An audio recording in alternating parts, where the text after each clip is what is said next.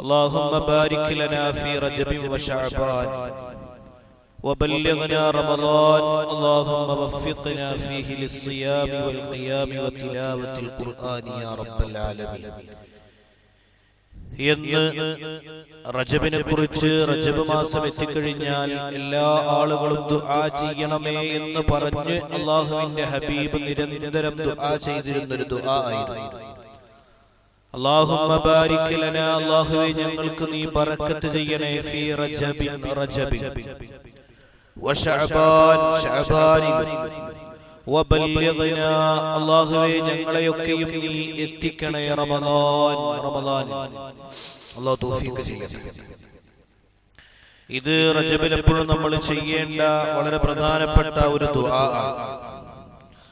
നമ്മളെപ്പോഴും കേൾക്കാറുള്ള ഒരു പരിശുദ്ധമാക്കപ്പെട്ട ഹദീസുമാണ് റജബുൽ ഷഹ്റുല്ലാഹ്. റജബ് എന്നത് അല്ലാഹുവിന്റെ മാസമാണ്. വശഅബാനു ഷഹ്രി, ശഅബാൻ എന്നത് എന്റെ മാസമാണെന്ന് പറഞ്ഞാൽ മുഹമ്മദുൽ മുസ്തഫ സല്ലല്ലാഹു അലൈഹി വസല്ലം തങ്ങളുടെ മാസമാണ്. വറമളാനു ഉമ്മത്തി, റമളാൻ എന്നത് എന്റെ ഉമ്മത്തിന്റെ മാസവുമാണ്. എന്താണ് റജബ് എന്ന് പറഞ്ഞാൽ? റജബ് എന്നത് 3 വാക്കുകളാണ്. റാ, ജീം, ബാ.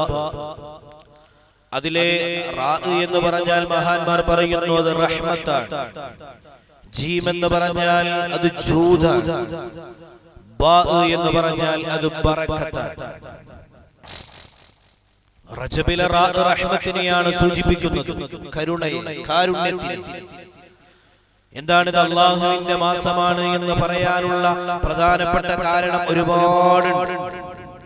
നിങ്ങൾ ആലോചിച്ച് നോക്കി, 1 റജബിന്റെ പ്രത്യേകതകളിൽ നമ്മൾ മനസ്സിലാക്കേണ്ട ഏറ്റവും വലിയ പ്രത്യേകത എന്നത് ഇത് റഹ്മത്തുൽ ആലമീനായ മുഹമ്മദുൽ മുസ്തഫ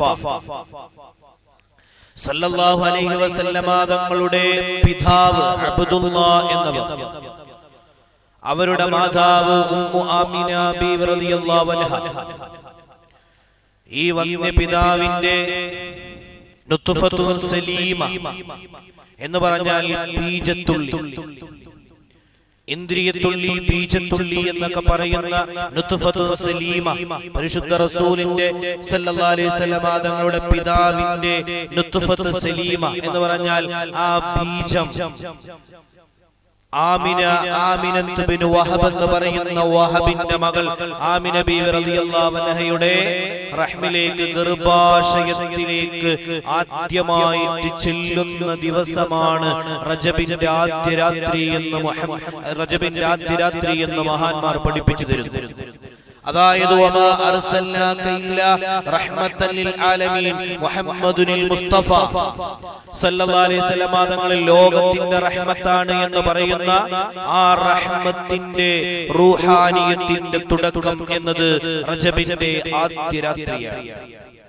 അതുകൊണ്ട് തന്നെ നമുക്ക് കാണാൻ കഴിയും റജബിന്റെ ആദ്യ രാത്രിയിലുള്ള ദുആഇന് വലിയ പ്രതിഫലമാണ്, ഇജാബത്തുണ്ട് എന്ന് മുത്ത് മുഹമ്മദ് മുസ്തഫ.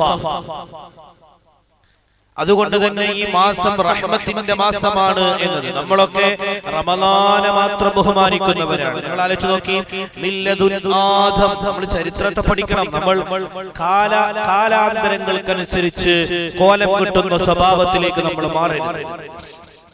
റമളാൻ എല്ലാരും ആദരിക്കണോ, അതുകൊണ്ട് ഞാൻ ആദരിക്കുക, അങ്ങനെയല്ല. റമളാന് അകപ്പൊരുളുകളുണ്ട്, എന്നാൽ റജബിനും അകപ്പൊരുളുകളുണ്ട്. റജബിനും അകപ്പൊരുളുകളുണ്ട്. ഇതിൽ ഒരാൾ മോശമായി ഒരാൾ പ്രവർത്തിച്ചാൽ അയാൾക്ക് ഇരട്ടി ശിക്ഷയാണ് എന്ന് മുഹമ്മദ് മുസ്തഫ സല്ലല്ലാഹു അലൈഹി വസല്ലം. മില്ലദുൽ ആദം, ആദം എന്ന് പറയുന്നത് ലോകത്തിന്റെ ആദ്യ മനുഷ്യനാണല്ലോ. ആ ആദം നബി അലൈഹി സ്വലാത്തു വസ്സലാം മുതൽ മുത്ത് മുഹമ്മദ് മുസ്തഫ സല്ലല്ലാഹു അലൈഹി വസല്ലം തങ്ങൾ വരെയുള്ള 1,24,000 പരം അമ്പിയാക്കൾ എന്ന് നമ്മൾ പറയുന്ന, നമ്മൾ പഠിപ്പിക്കുന്ന ഈ പ്രവാചകരുടെ കാലത്തൊക്കെയും ബഹുമാനിച്ച മാസമാണ് റജബ് മാസം. എന്നാൽ റമളാൻ അങ്ങനെയല്ല. റമളാൻ ശർഈയായി വരുന്നത് നോമ്പ് വന്നപ്പോഴാണ്. അത് പിന്നെ എത്രയോ കാലങ്ങൾക്ക് ശേഷമാണ്. എന്നാൽ ആദം നബി അലൈഹിസ്സലാത്തു വസ്സലാം മുതൽ ഇങ്ങോട്ട് മുത്തു മുഹമ്മദ് മുസ്തഫ സല്ലല്ലാഹു അലൈഹി വസല്ലമ തങ്ങൾ വരെയുള്ള മുഴുവൻ അമ്പിയാക്കളും ആദരിച്ച മാസമാണ് പരിശുദ്ധമാക്കപ്പെട്ട റജബ്. അത് റജബ് ഇങ്ങനെ എത്തി നിൽക്കുമ്പോഴുള്ള ഒരു കെട്ടുചമച്ച കഥകളല്ല, മറിച്ച് അതിന്റെ വാസ്തവം നമ്മൾ മനസ്സിലാക്കണം. അള്ളാഹുവിന്റെ എല്ലാവിധ ഔദാര്യങ്ങളും റഹ്മത്തും കിട്ടുന്ന മാസമാണ് പരിശുദ്ധമാക്കപ്പെട്ട റജബ് മാസം. ഇതിൽ നമ്മൾ ദുആ ചെയ്യുന്നു. ഇന്നലത്തെ രാത്രിക്ക് എന്ന് പറഞ്ഞാൽ വെള്ളിയാഴ്ച രാവിലുള്ള ഇന്നലത്തെ സൂര്യൻ അസ്തമിച്ചുള്ള ഈ ഇന്നലെ കഴിഞ്ഞ രാത്രിക്കുള്ള പ്രതിഫലം എത്രയാണെന്ന് നിങ്ങൾക്കറിയോ? ഹബീബായ റസൂൽ പറയുന്നു, എല്ലാ വെള്ളിയാഴ്ച രാവിലും റജബിന്റെ വെള്ളിയാഴ്ച രാവിലും ദുആഇന് ഇജാബത്തുണ്ട്. അത് ആദ്യത്തെ വെള്ളിയാഴ്ച രാവാണെങ്കിൽ അതിന് പ്രത്യേക ദുആക്ക് ഇജാബത്തുണ്ട് എന്ന് മുഹമ്മദ് മുസ്തഫ. അതുകൊണ്ട് ഇത് ബഹുമാനിക്കപ്പെടേണ്ടതാണ്. എല്ലാ അമ്പിയാക്കളും ബഹുമാനിച്ചു.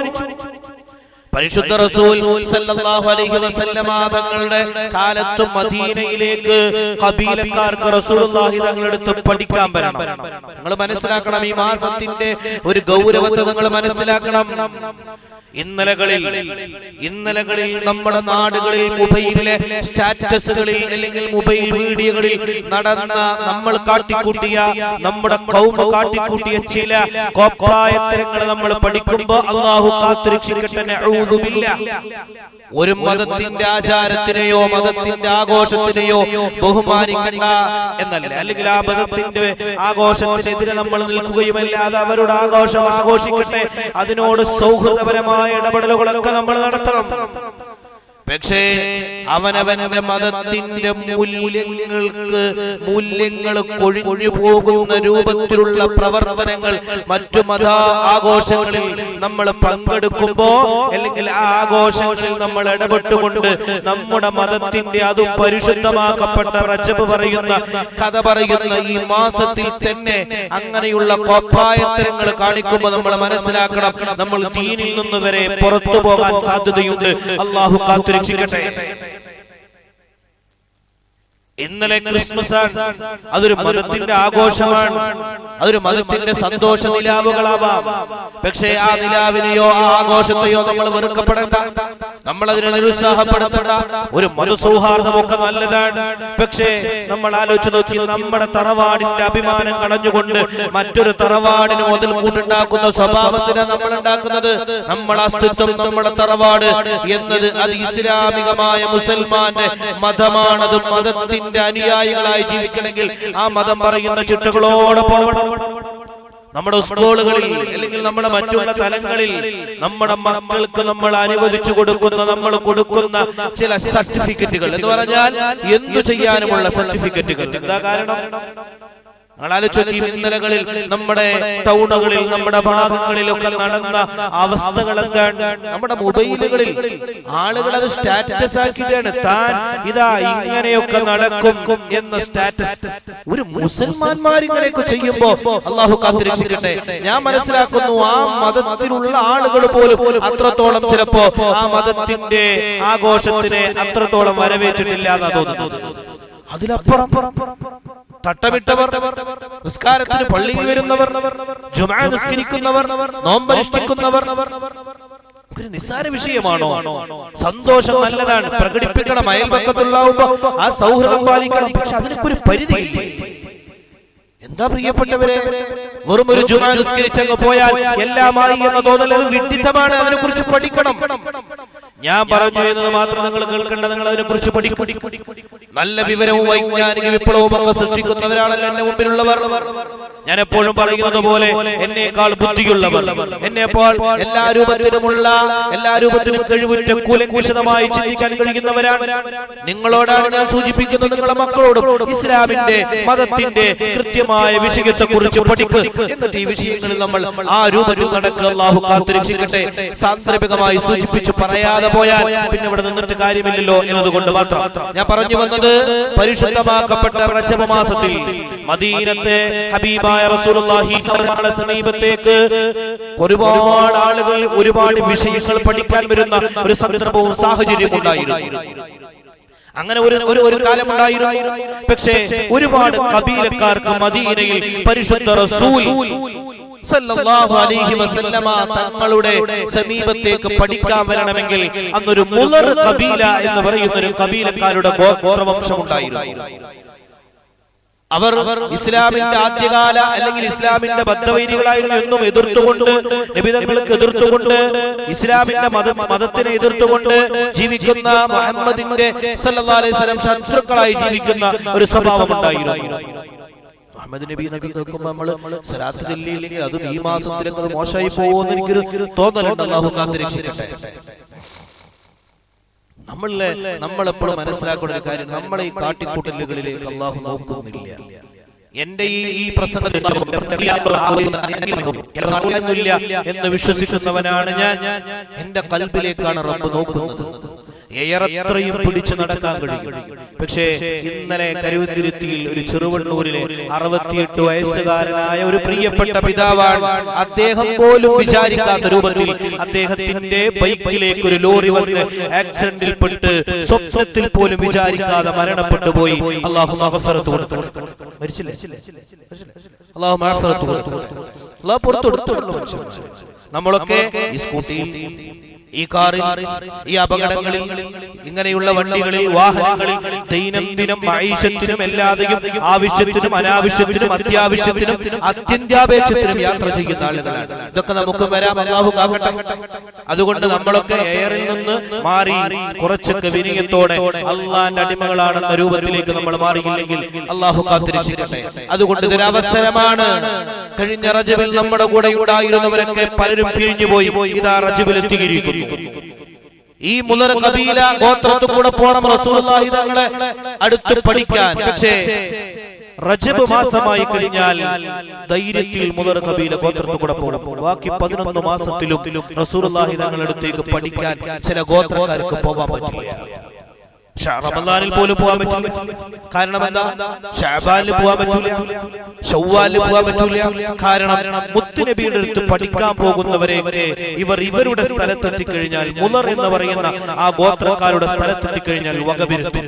പക്ഷേ റജബ് മാസത്തിൽ പോകും. കാരണം റജബ് മാസത്തിൽ അവർ ഒരു കല്ല് പോലും എടുത്തൊരു പക്ഷിയെ പോലും എറിയാത്ത മാസമായിരുന്നു എന്ന് അഷ്റഫുൽ ഹൽഖ് മുഹമ്മദ് മുസ്തഫ സല്ലല്ലാഹു അലൈഹി വസല്ലം. അപ്പൊ റജബിലേക്ക് ആദ്യ മാസത്ത് തന്നെ പഠിതാക്കൾ റസൂലുള്ളാഹി തങ്ങളുടെ അടുത്ത് പഠിക്കാൻ പോവുകയും റജബ് കഴിയുമ്പോഴേക്ക് പരിശുദ്ധ റസൂലിനോട് പറയും, നബിയെ ഞങ്ങൾ തിരിച്ചു പോവാൻ, ഇനി മദീനത്ത് നിന്നാൽ ശഅബാനിലെ ഞങ്ങൾക്ക് എന്ത് ചെയ്യാൻ കഴിയുകയുള്ളൂ? ഞങ്ങളെ വീട്ടിലേക്ക് തിരിച്ചു പോവാൻ പറ്റുള്ളൂ. ഞങ്ങൾ അങ്ങനെ വീട്ടിലേക്ക് ആ സമയത്ത് തിരിച്ചു പോയാൽ മുളർ ഖബീലക്കാർ ഞങ്ങൾ ആക്രമിക്കും. അതുകൊണ്ട് റജബിലാണ് പോകുന്നതെങ്കിൽ ഞങ്ങൾക്ക് പ്രശ്നമില്ല.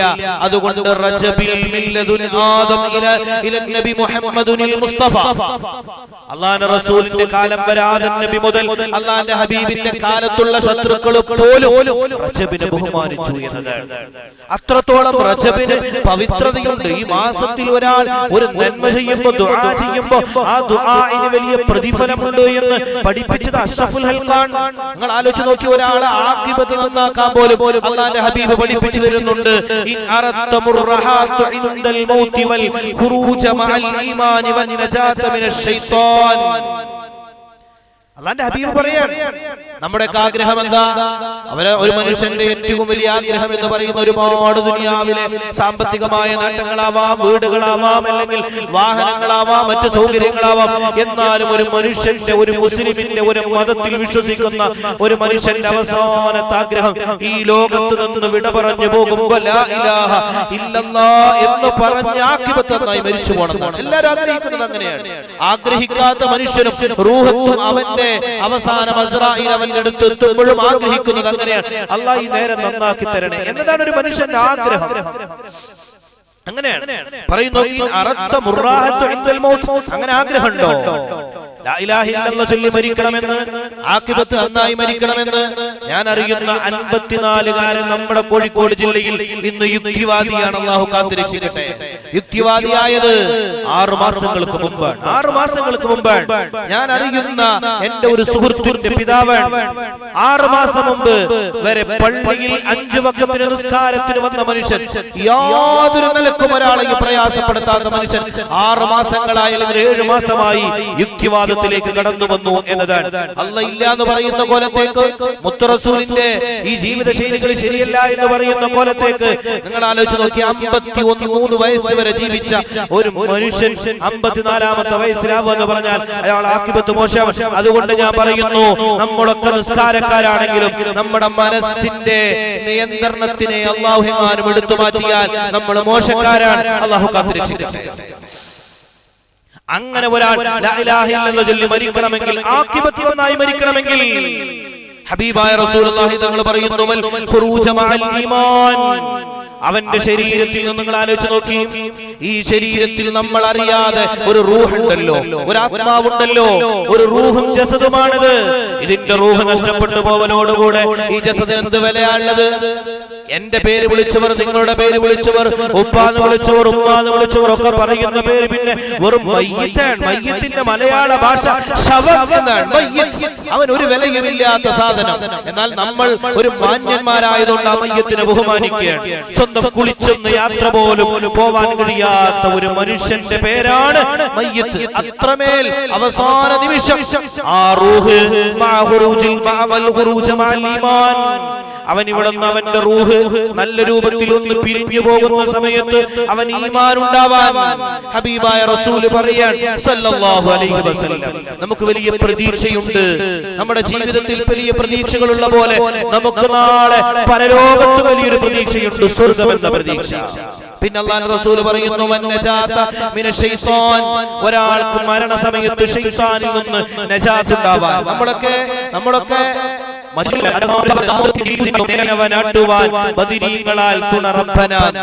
ദാഹമൗത്തത് കൂട്ടിയിടും. ആ വാക്കിന്റെ അർത്ഥം എന്താ? നമ്മള് പലരും അതിങ്ങനെ പാടുകയാണ്, പക്ഷെ അതിന്റെ അർത്ഥം എന്താണ്? ദാഹമൗത്തത് കൂട്ടിയിടും, ദാഹമൗത്തത് കൂട്ടിയിടും. നമ്മൾ അതിന്റെ അർത്ഥം വെക്കുന്നിട്ട് ബദരീങ്ങളെ കുറിച്ച് പിന്നെ നമ്മളെ ചർച്ച അതാണ്. അതിന് ഒരംശം നമ്മൾ നമ്മുടെ ആ അവസാനത്തെ നിമിഷത്തെ കുറിച്ച് പഠിച്ചിരുന്നുവെങ്കിൽ, മനസ്സിലാക്കിയിരുന്നുവെങ്കിൽ, അങ്ങനെയാണെന്ന് മനുഷ്യന്മാര് ഖുർആനിനെ, ഹദീസിനെ, വരികളെ നമ്മുടെ സ്വന്തം ആശയത്തിനനുസരിച്ച് വർത്താനം പറഞ്ഞിട്ട് അതെടുത്ത് വലിച്ചെറിയും. അത് മാത്രമാണ് വലിച്ചെറിഞ്ഞിട്ട് ആവശ്യമുള്ളത് പോലും തിരഞ്ഞെടുക്കൂല. ദാഹമൗത്തത് കൂട്ടിടും. ഒരു മനുഷ്യന്റെ അവസാന സമയത്ത് അവന് അത്തുഷാൻ ഉണ്ടാകുമെന്നാണ്. അത്തുഷാൻ, ദാഹം വർദ്ധിക്കുമെന്നതാണ്. ദാഹം എന്ന് പറഞ്ഞാൽ അവൻ ഒരിക്കലും കടലിലെ വെള്ളം പോലും ആ കടലിലെ മുഴുവൻ വെള്ളം പോലും കുടിച്ചാൽ പോലും തീരാത്ത അത്തുഷാൻ എന്ന് പറഞ്ഞാൽ ദാഹം അവനുണ്ടാകുന്നു. ആ സമയത്ത് മൗത്തത് കൂട്ടിടും. ഇബ്ലീസ് കൂസിനെ കാട്ടിടും. എന്താ ഇബ്ലീസ്? ശൈത്താൻ എന്ന് പറയുന്ന ഇബ്ലീസ് വന്നിട്ട് ഈ മനുഷ്യന്റെ മുമ്പിലേക്ക് കൂസിനെ കാട്ടിടും. എന്താ കൂസ്? ഉറുദു അറിയുന്നവർക്കറിയാം. കൂസ് എന്ന് പറഞ്ഞാൽ അതിന്റെ അർത്ഥം പൂജ എന്നാണ്. ആ പൂജയെ എന്ന് പറഞ്ഞാൽ അവിടുത്തെ ഉദ്ദേശം പോലും ഇബ്ലീസ് വന്ന് ദാഹിക്കുന്ന മനുഷ്യനിലേക്ക് കൂജയിൽ അല്ലെങ്കിൽ ഒരു പാത്രം എങ്ങനെ മനസ്സിലാക്കിയാലും വേണ്ടില്ല, അതിൽ വെള്ളം കൊടുക്കുമെന്നത്. അത്രത്തോളം അവന് അതുശാൻ ഉണ്ടാകും. അതുകൊണ്ട് അത് ഇബ്ലീസിന്റെ വെള്ളമാണ്, ശൈത്താനിന്റെ വെള്ളമാണെന്നത് പോലും മനസ്സിലാക്കാതെ അവനത് വാങ്ങിച്ചു കുടിക്കുന്ന ഒരു സന്ദർഭത്തിനെ തൊട്ട് അതാണ് ഒരാൾക്ക് അവന്റെ ആഖിബത്ത് സമയത്ത്, അവന്റെ അവസാന സമയത്ത് എല്ലാം സമാഹരിച്ച് ഇനി അവന് വേറെ ഒന്നിനും പറ്റാത്തൊരു നേരമാണ് അവന്റെ അവസാന നിമിഷം. അല്ലാഹു നല്ല റാഹത്തുള്ള മരണം തരട്ടെ. ആ അവസാന നിമിഷത്തിൽ ഒരാൾ മരിക്കുന്ന സമയത്ത് ഈ ശൈത്താനിന്റെ ഇതിൽ നിന്ന് രക്ഷപ്പെടാൻ ഒരു മനുഷ്യൻ അല്ലാഹുവിന്റെ ഹബീബ് പഠിപ്പിച്ചു കൊടുക്കുന്നു. ഇത് ഹദീസല്ലേ, ഇത് പറഞ്ഞത് റസൂലല്ലേ? എന്റെ മുമ്പിൽ ഇരിക്കുന്ന നിങ്ങളെ റസൂൽ പറഞ്ഞു സല്ലല്ലാഹു അലൈഹി വസല്ലം, ജുമാ നിസ്കരിക്കാൻ വന്നവരല്ലേ? അങ്ങനെ അല്ലാഹുവിന്റെ റസൂൽ പറഞ്ഞു പഠിപ്പിച്ച നിസ്കാരത്തിന് നിസ്കരിക്കാൻ വേണ്ടി വന്നവരെ ഇതെന്തേ നമ്മൾ സ്വീകരിക്കാത്തത്? ചില ഇരട്ടത്താപ്പുകൾ ഞാൻ പലപ്പോഴും സൂചിപ്പിക്കാൻ, ചിലത് മാത്രം എടുക്കുക, അത് നമുക്ക് സൗകര്യമുള്ളത് എടുക്കുക, ബാക്കിയുള്ളതൊക്കെ കളയുക. അങ്ങനത്തെ അവസ്ഥയല്ല. ആ മരണ സമയത്ത് ഒരാൾക്ക് രക്ഷപ്പെടണമെങ്കിൽ അല്ലാഹുവിന്റെ റസൂൽ പറയുന്നു, ഈ മാസത്തിനെ, ഈ മാസങ്ങളെ, അത് റജബ് ഒന്നാണ്, അത് ശഅബാൻ, റമദാൻ, പ്രത്യേകിച്ച് ഈ റജബ് മാസത്തിനെ ബഹുമാനിക്കണേ, ആദരിക്കണേ എന്ന് പറയുമ്പോ അവിടെ നമ്മൾ അടിവരയിട്ട് പറയുന്നു ഇന്നലകളിൽ നമ്മുടെ നാടുകളിൽ മൊബൈലുകളിൽ സ്റ്റാറ്റസുകളിൽ നമ്മൾ കണ്ടത് മറ്റുള്ളവരുടെ ആഘോഷത്തിനെ നമ്മുടെ ആഘോഷമാക്കി മാറ്റുന്നത് സൗഹൃദത്തിനപ്പുറം എന്റെ പ്രിയപ്പെട്ടവരെ ഇസ്ലാമിന്റെ മതത്തിന്റെ മൂല്യങ്ങളെ ഇസ്ലാം മതവും ഇസ്ലാം മതം അനുശാസിക്കുന്ന നിയമങ്ങളെ തച്ചു തകർക്കും വിധം ചില ആളുകളുടെ കോപ്രായത്തരങ്ങൾ ഇന്നലകളിൽ നമ്മൾ കണ്ടവരാണ്. സൗഹൃദമാവാം, പക്ഷേ അവനവന്റെ തറവാടിനെ അവനവന്റെ അസ്തിത്വത്തിനെ മറ്റുള്ളവർക്ക് മുമ്പിൽ അടിയറവ് വെക്കുന്ന രൂപത്തിലുള്ള പ്രവർത്തനം പ്രവർത്തിച്ചാൽ മതം നിന്ന് നമ്മൾ പുറത്തു പോകും. അള്ളാഹു കാത്തുരക്ഷിക്കട്ടെ, അള്ളാഹു കാത്തുരക്ഷിക്കട്ടെ. അതുകൊണ്ട് ഈ മാസത്തിൽ ഒരുപാട് ആളുകൾ മരണപ്പെട്ടിട്ടുണ്ട്. അള്ളാഹു അവർക്ക് മഗ്ഫിറത്ത് കൊടുക്കട്ടെ, ദറജ ഉയർത്തി കൊടുക്കട്ടെ. ഈ മാസത്തിനെ പരിപൂർണമായി ബഹുമാനിക്കുന്ന മുത്തഖീങ്ങളിൽ നമ്മൾ ഉൾപ്പെടുത്തട്ടെ. വആഖിറു ദഅവാനാ അൽഹംദുലില്ലാഹി റബ്ബിൽ ആലമീൻ. അസ്സലാമു അലൈക്കും വറഹ്മത്തുള്ളാഹി തആല വബറകാതുഹു.